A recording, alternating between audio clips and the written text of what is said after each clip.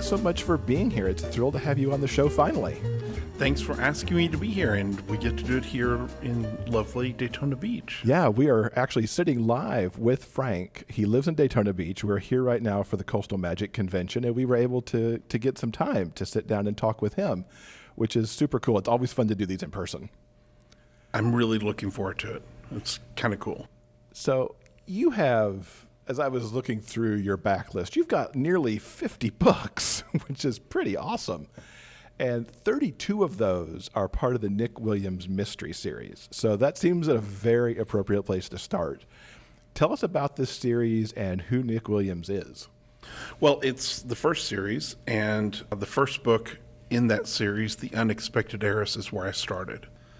Nick is, when we start off, he is the richest man in San Francisco who also happens to be a gay private eye. That's an interesting combination, that you could be the richest man in San Francisco and be a PI, gay or otherwise. Well, and what he does is, in fact, the very first chapter, he turns somebody away because she kind of comes sauntering in and starts using language he doesn't like. And he's like, I don't really need you as a client. And then his secretary immediately is like, you turned away another one. But he and Carter, which is his lover, they live actually in Eureka Valley, which is what is now known as the Castro, in like a really unassuming bungalow. And although they've got millions, they're not really flaunting it, other than Nick is kind of famous for, if he goes out to dinner, and in 1953, a really nice dinner would have been about $12. He'll drop $100 as a tip. And as Carter at one point says, like, busboys are sending prayers, doormen everywhere burning candles at midnight, hoping that you'll stop in, that sort of thing. So that's a fun part of it. But so Nick is, like I said, he's a private eye. He had a really difficult childhood. His mother disappeared when he was about 7, and he didn't know where she went. And his father was pretty much absent. He was raised by the housekeeper and his dad's chauffeur in a house that doesn't exist, but if it had existed, would have been one of the 2 buildings on Nob Hill that didn't collapse in the earthquake and fire.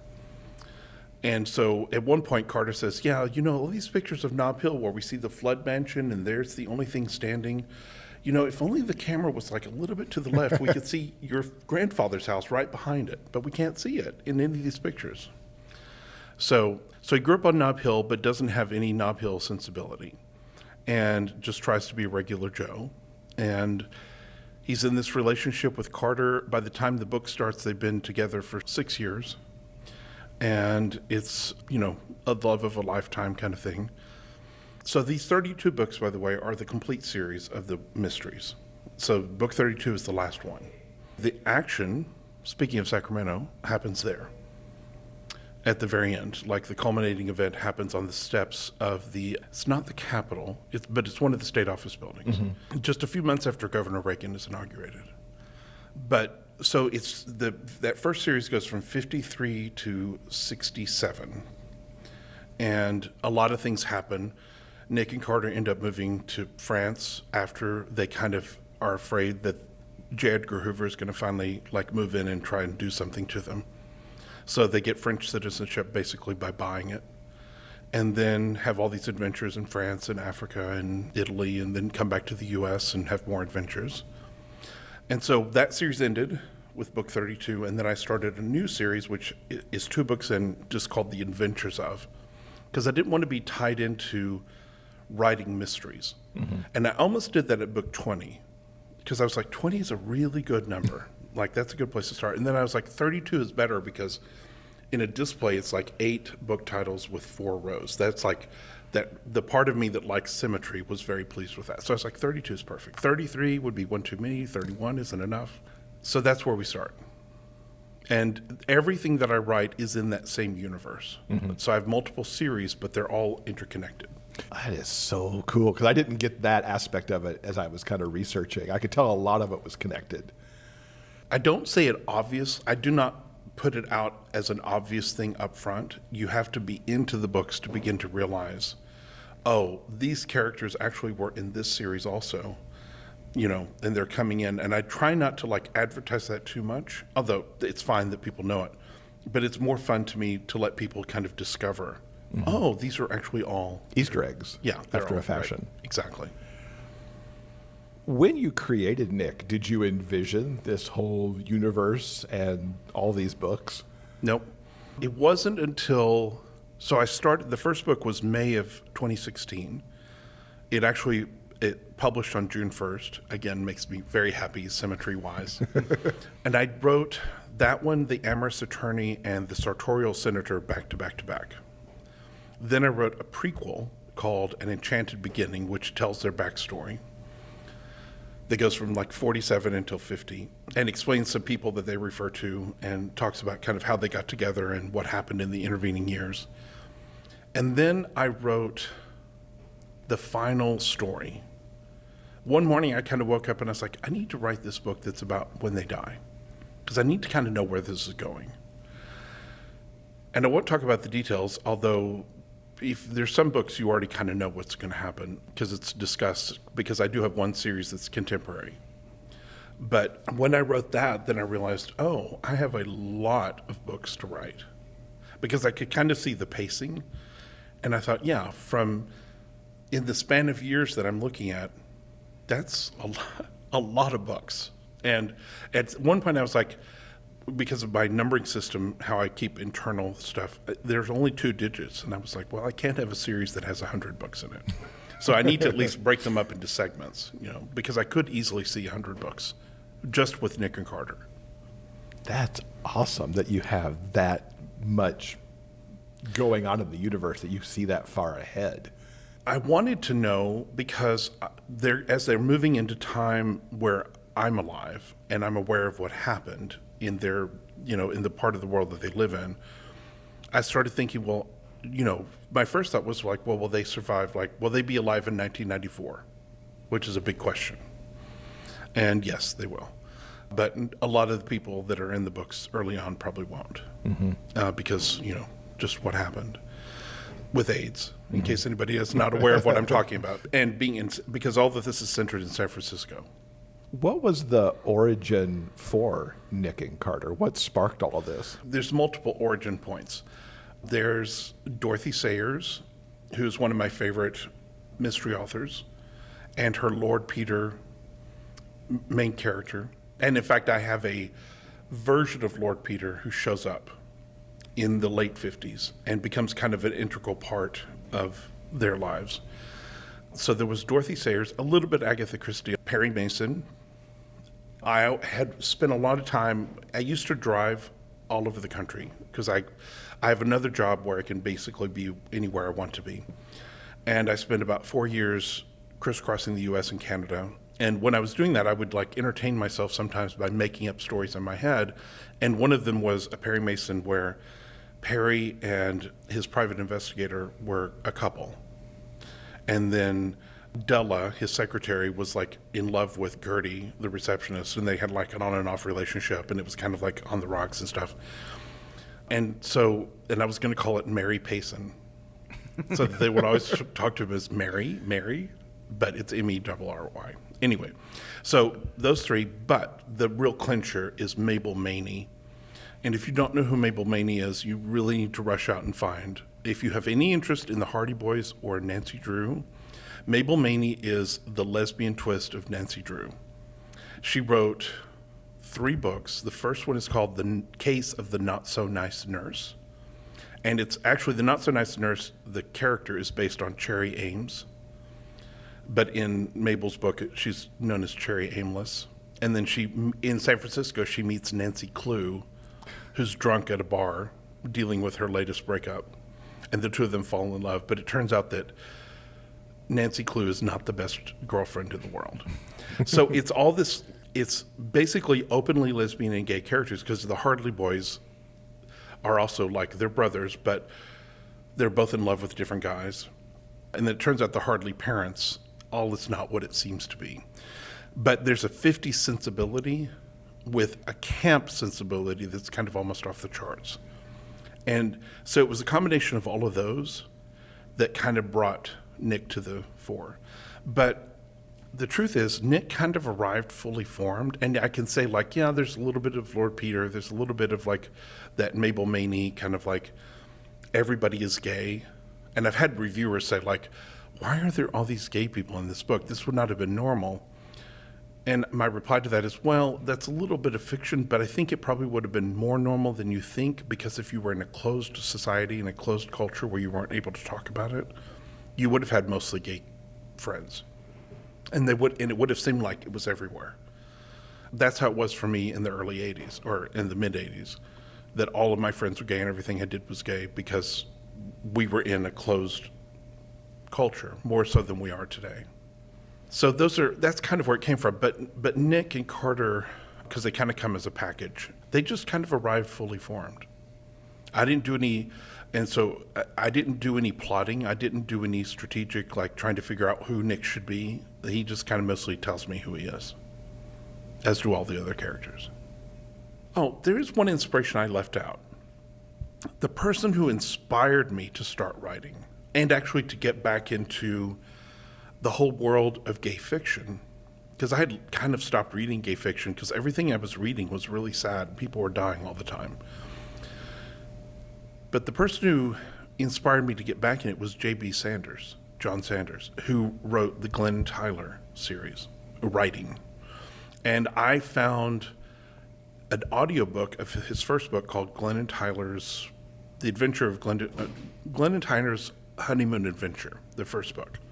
And they're kind of similar because Glenn like inherits all this money, which years ago I wrote. Somebody who was suggesting how to write mysteries had written a book about it, was like, it's so much better if you just go ahead and make your detective a millionaire, because then you don't have to deal with that.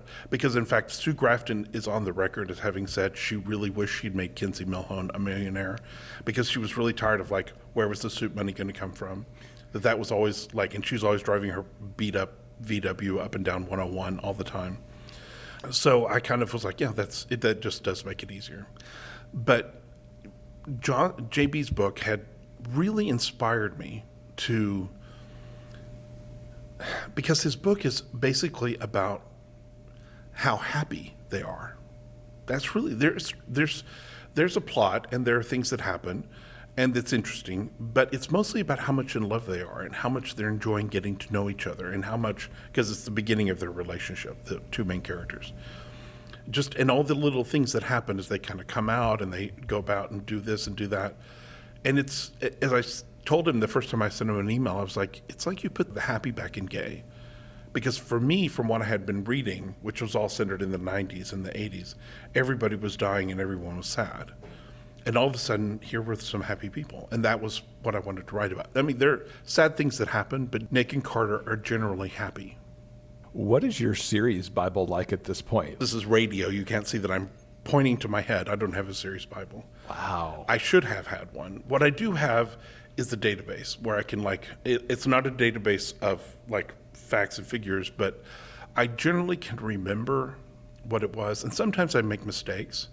And then sometimes people will be like, is that the right name? Because there's one lawyer. So one of the main characters at the beginning is Jeffrey Klein, who's Nick's second or third lover, really, and also was his lawyer, who helped him, like when he inherited all this money, helped him figure out what to do with it.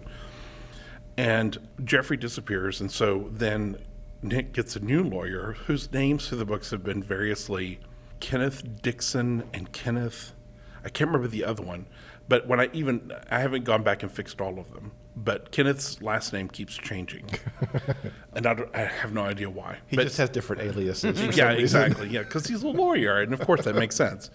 But so I make those kinds of mistakes every now and then. But I have a pretty solid team of beta readers who help keep me on track. And if I did a series Bible, it would have to be in a database. It's like, It can't be it'd be this really long piece of paper. It'd almost be a book on itself. Yeah. At this point. Right.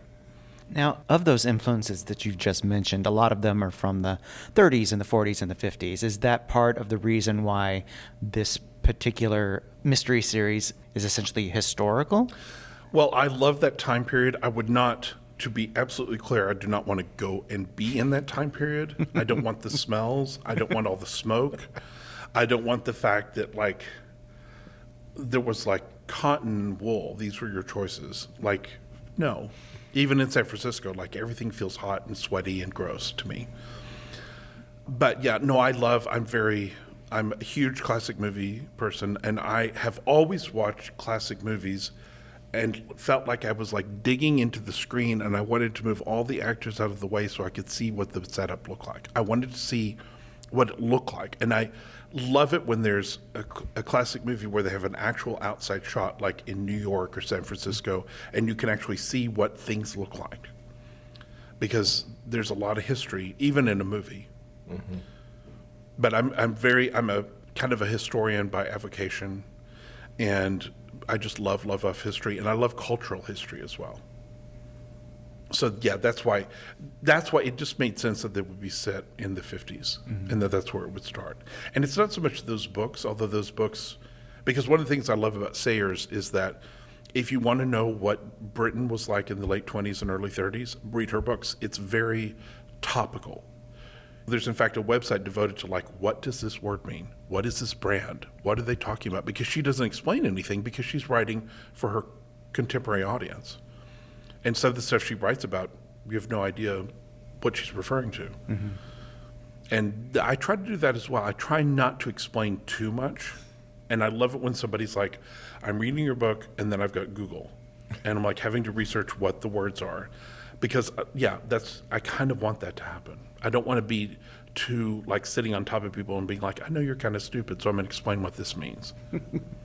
I think generally, contextually, you can just tell what's going on.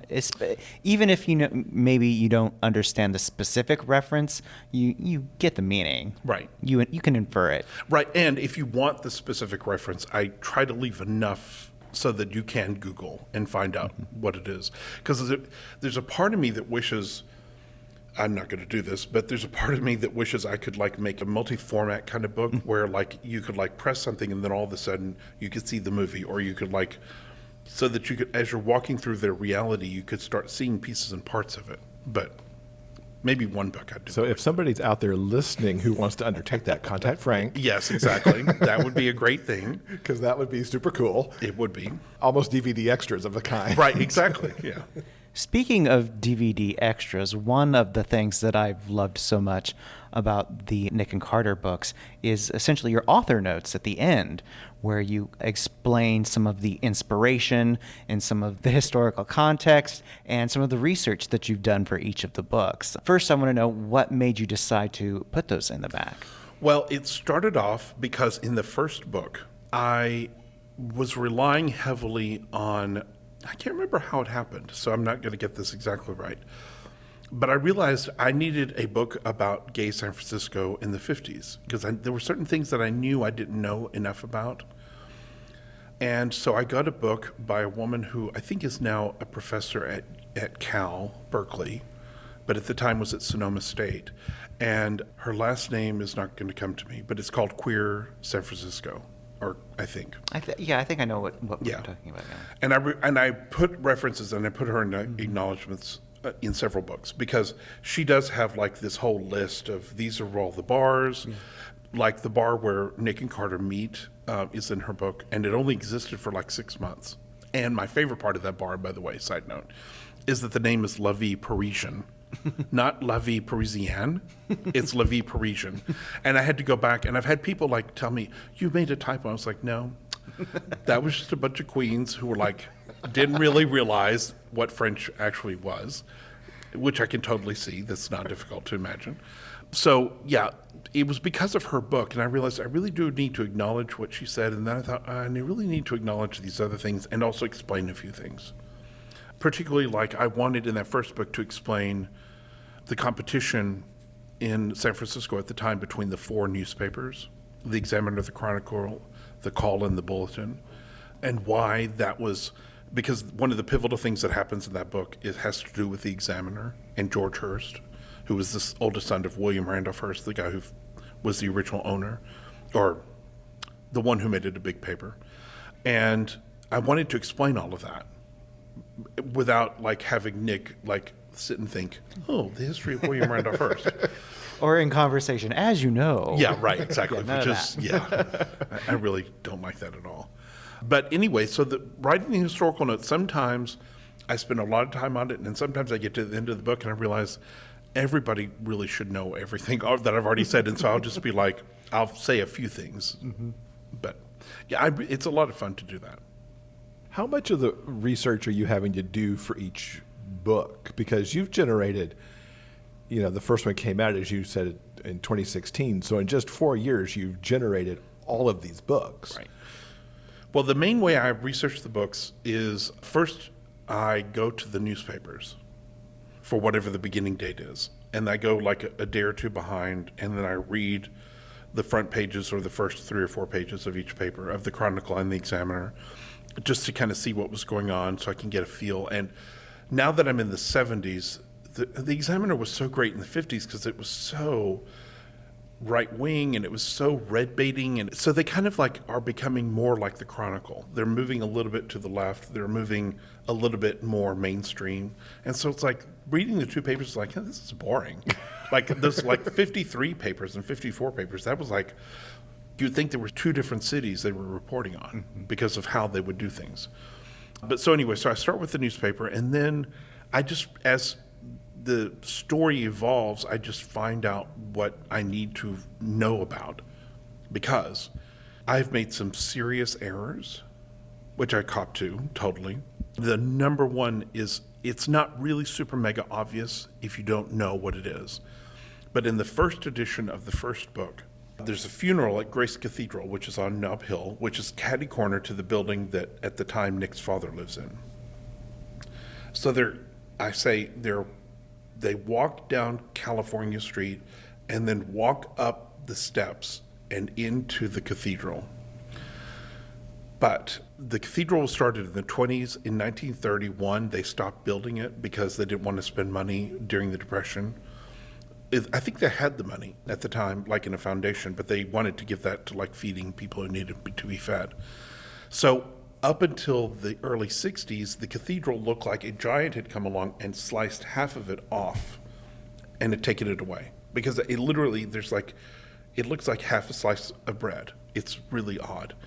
And I didn't know anything about that. I knew what it looked like in the early 90s when I lived around Nob Hill and I used to see it all the time.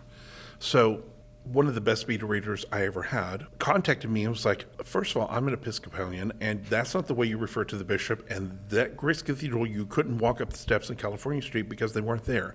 You had to go over to Jones and walk up those steps. And it was over on the side because there was no front door. And it was really kind of weird, but everybody dealt with it. And so when I kind of figured out what he was talking about, I went back and fixed, and then I put in the historical notes, there's an addendum at the end that says, I fixed this. Ever since then, I began to realize if I think a building is somewhere, maybe it is and maybe it isn't. And so I go and I try and find every building I refer to, every person that I think, okay, that person is there. Like I just wrote a short story about Martin Luther King Day, the first one in 1986. And I really, really, really wanted to include Bayard Rustin, who was an openly gay, well, later openly gay, who really was the strategic brains behind a lot of what King did. And I had actually put him in the story, and then I was like, wait, where is he? I knew he died the next year because I was living in New York when he died, and then I moved to New York in 87. So I was like, well, where is he? And I was like, well, of course he's in New York because he was running a foundation, and that he would have been in the New York parade, or maybe might have gone to Atlanta to go to that parade, because the Atlanta parade was the really, really big one. And so I was like, Bayard Rustin isn't going to fly to San Francisco, even if there's a gay billionaire who's like, hey, would you come to San Francisco and hang out with us? Like, no, not Bayard Rustin in particular. Like, no, I'm not doing that. So I had to kind of go back and rewrite, but it's that sort of thing. I try to make sure that the people I think are in the place that they're in, that they actually are. And then when I go and research those things, I find little nuggets and pieces that get added into the story. I really love the whole newspaper thing, that you start with the newspapers as the root of what you're doing. Oh, and Life magazine and Time and National Geographic, because there's archives for all of those. When you were doing the original 32, did you have it in mind, like, I want it to start around this event or this moment, or is it just the progression of the Yes. Nick and Carter timeline? It's like The way I like to talk about Nick and Carter is they're completely, unabashedly ahistorical. There's absolutely positively nobody that they relate to.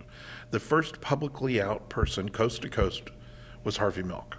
That's 1976. So before then, there were lots of out people, but they were out to a smaller arena. Nobody was literally out to the entire country, where it was talked about like on the evening news. So Harvey Milk is the first person. So Nick and Carter represent, like, because that's what happens in the first book, is they're nationally outed, which of course wouldn't have happened, and there was no such term at the time. But they're ahistorical, and you could even say quasi-fantastical figures that are moving through historical events. They're not changing the events. They're formed and affected by them. So there's like still Stonewall and still the riots in the Tenderloin at Compton's cafeteria that happened in '66. That all is still happening. They kind of contribute to some of it, and they're kind of on the sidelines of it. But one of the things that happens in book 25, I think, we first meet some of the guys from Mattachine, in the San Francisco Mattachine, and which was an early gay rights organization, which would not have called themselves gay rights, by the way. They would call themselves a homophile organization. And they were not having Nick and Carter at all. They do not want their money. They don't want to deal with them, because every person who, and this happens with multiple people, every person who is out locally, if they get touched by Nick and Carter and are seen in their presence, then any secret that they're still, any cloak that they're still using gets pulled off. So I did that with like Somerset Maugham. I'd written an entire book where Nick and Carter are living like 4 blocks from Somerset Maugham in Nice. And then I was like, well, oh, that's a terrible mistake. Like he would have, and then I thought, no, he would have kept as far away from them as possible. He would have been like, I don't know them.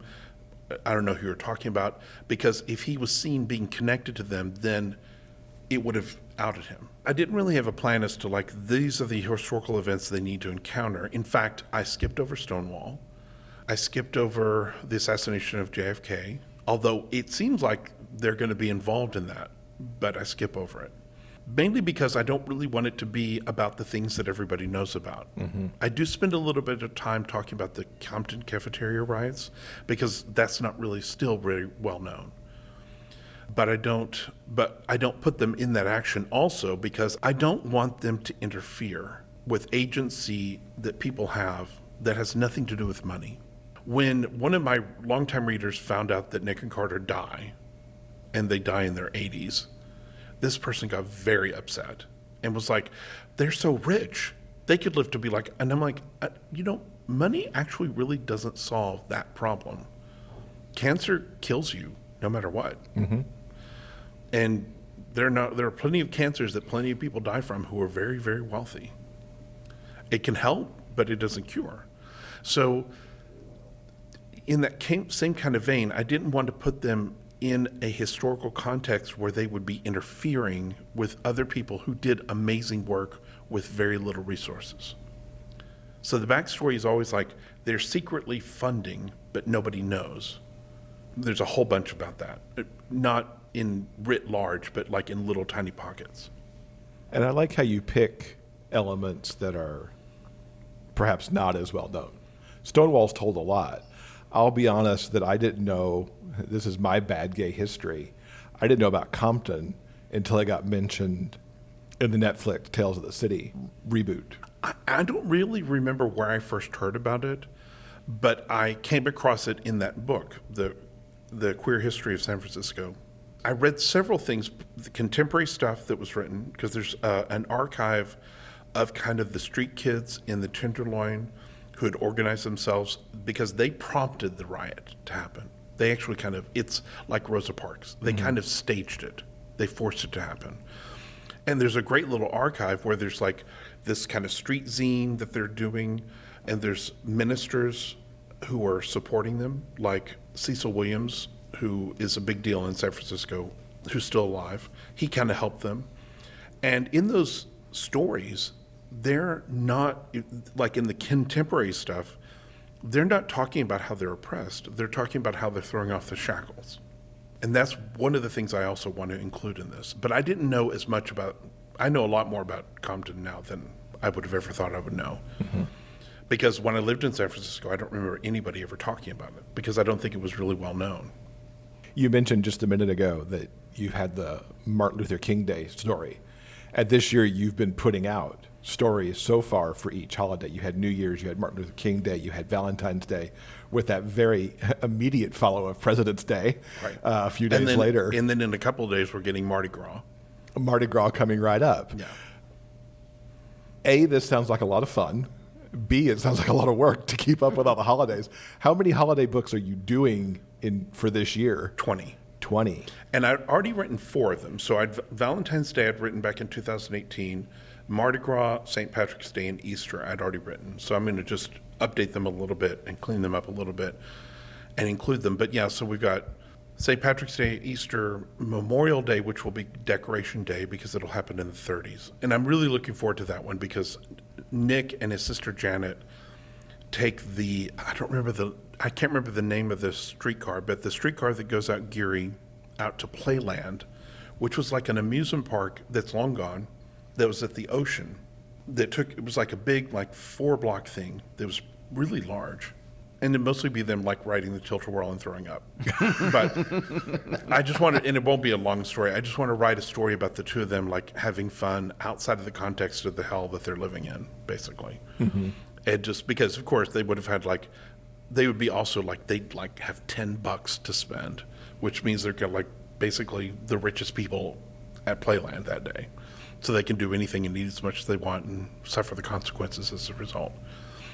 So we'll do that, and then like July 4th and blah, blah, blah. And the last one will be Boxing Day, which unless something happens between now and then, I don't think that will occur, will be set completely in Australia. And I still have to make sure that Boxing Day is as big a thing in Australia as it is in Canada and the UK. I think it is. I'm probably wrong, though, so that may change. But if anybody has read the series, they know why Australia is an important thing and why Nick and Carter going back to Australia is very significant. So it's at some point in these stories, they're going back to Australia. I'm not quite sure when. But yeah, so it'll be 20. I went ahead and mapped them out, and just so I would know. And then I was like, oh, yeah, now all I have to do is the next book I have to write is Memorial Day. So I have and then July 4th. So I have a lot of, Mother's Day and Father's Day. I forgot about those, which will be sad little stories, probably, because it'll be Nick's mother and Nick's father in both cases. And you're time hopping around in these too. You mentioned Decoration Day is going to be in the 30s. 30s, and some of the other ones have been more. Well, New Year's Day was 79. One of my favorite reviews that I got on Goodreads for that one was this woman, I assume it's a woman, did a DNR, do not read, and didn't leave an actual star rating, but let a comment. And she's like, I really couldn't stand the amount of debauchery. And I was like, it's 1979, the most debauched time in the United States that has ever occurred. Because it's basically like the whole story is mostly about Coke. And people like doing Coke and selling Coke and buying Coke. Because it's 1979. And it takes place in Dallas, which was a very debauched place at that point in time. So you've got all these other connected universes to what started as the mystery series. Tell us about some of the other tendrils that have come off. Well, so I have a series that's set here in Daytona. Actually, I have 2 series that are set here. I have one that is, the first book takes place in 1947. I've written 4 books. I took about a year off. When I leave here, I'm going to the library because I need to go back and read the newspapers again. Tell me you're doing this on microfilm. That would make me so happy. That's so cool. I really, really wish newspapers.com would swoop in and image all of them and then put them up in their massive, fabulous archive, but If they're coming, they're not here yet. So yeah, there's the morning paper and the evening paper. So I need to go back and read them. The next book will be set in 48, and it'll be centered around Bike Week. So that's set in Daytona Beach, and there's 5 characters who have voices, who have POVs. There's Tom Gerald, who's an attorney here in town. There's Ronnie Grisham, his lover. They've known each other since they were in high school in Tallahassee, and they ended up here in Daytona Beach. There's Alice, who is Tom's, well, now Tom and Ronnie's maid, who's black and lives over on around 2nd Avenue, which was the black part of town. That's near where Bethune-Cookman University is.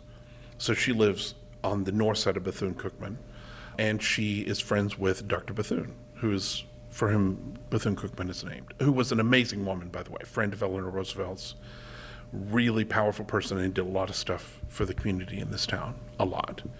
There's Alice, then there's Marvine, who lives about 5 blocks north of here. And then there's Howie, who is a kid who is basically Tom's real first client of any notion in the first book.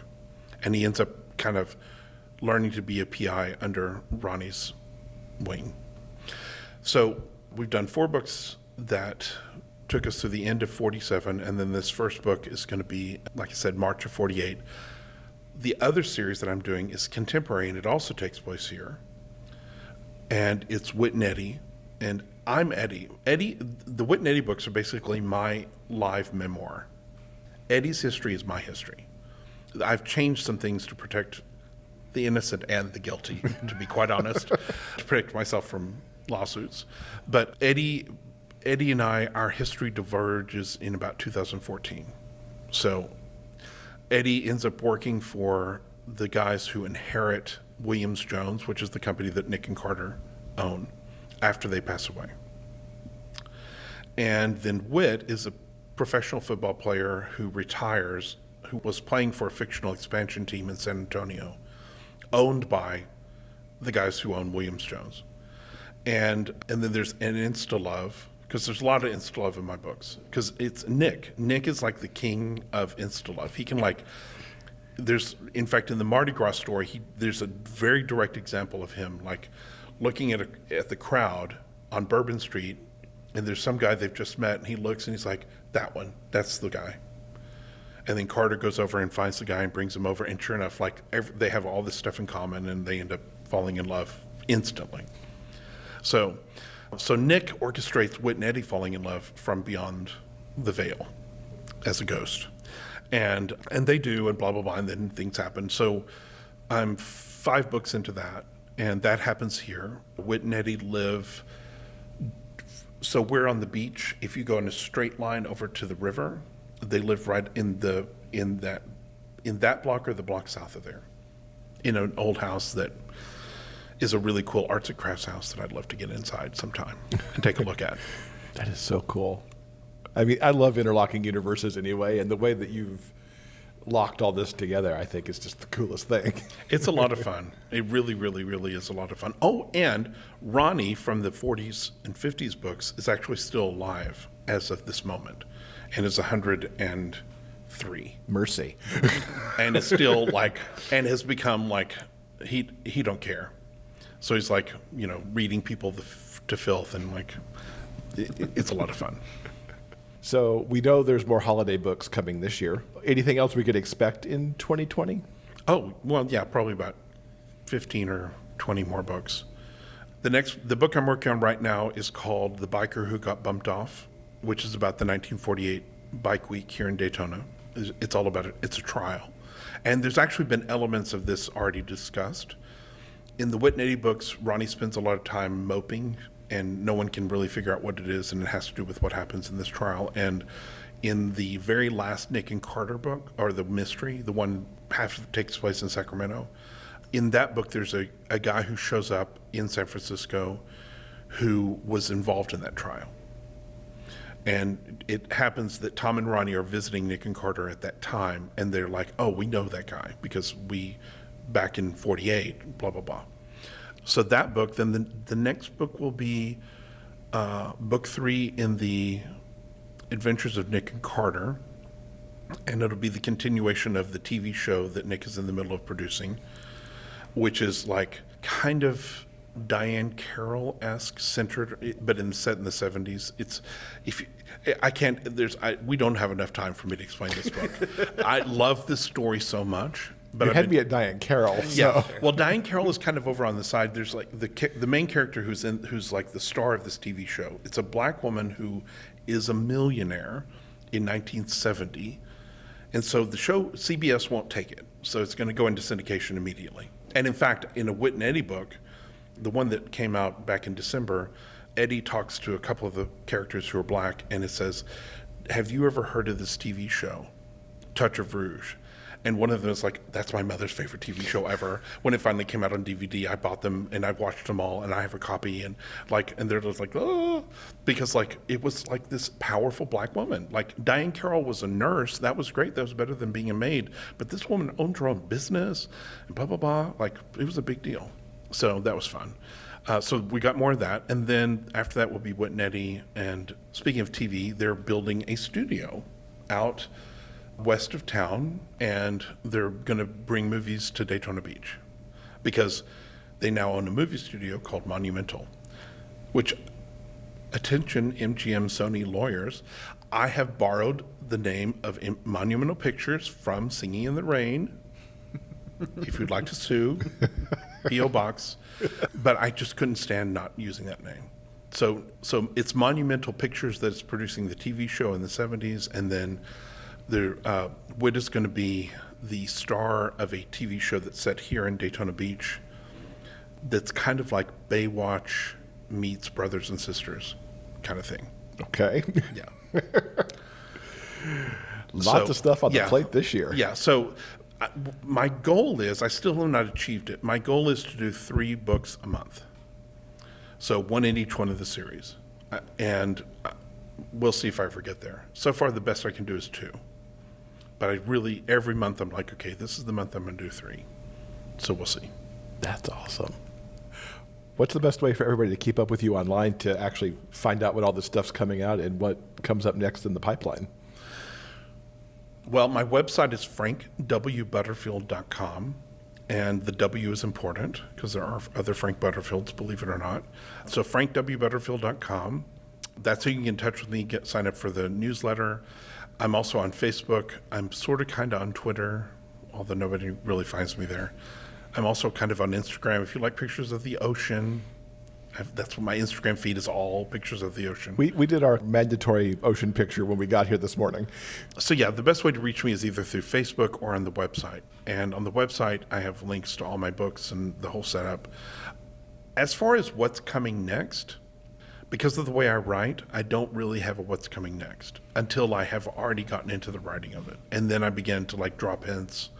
As I find little tidbits of interesting things, I'll do posts, because I have a group on Facebook called Butterfield Stories.